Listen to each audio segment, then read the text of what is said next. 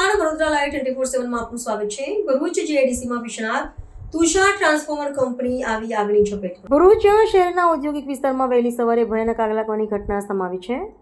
Bharuch GIDC વિસ્તારમાં આવેલી Tushar transformer કંપનીમાં અચાનક આગ ભભૂકી ઉઠતા ભારે અફરાતફરીનો માહોલ સર્જાયો હતો।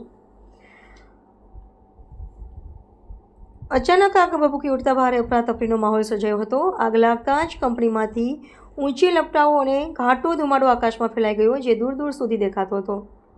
આસપાસની અન્ય ઇન્ડસ્ટ્રીઝમાં પણ ચિંતા અને ભયનો માહોલ છવાઈ ગયો હતો। ઘટનાની જાણ થતાં જ નગર સેવા સદન તેમજ ગુજરાત નર્મદા વેલી ફર્ટિલાઇઝર્સ એન્ડ કેમિકલ્સ તરફથી કુલ 5 ફાયર ટેન્ડર તાત્કાલિક ઘટના સ્થળે પહોંચી ગયા હતા।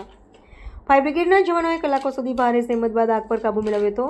પ્રાથમિક માહિતી મુજબ આ ઘટનામાં કોઈ જાનહાનિ નોંધાઈ નથી, પરંતુ કંપનીને મોટા પાયે આર્થિક નુકસાન થવાની શક્યતા વ્યક્ત કરવામાં આવી રહી છે।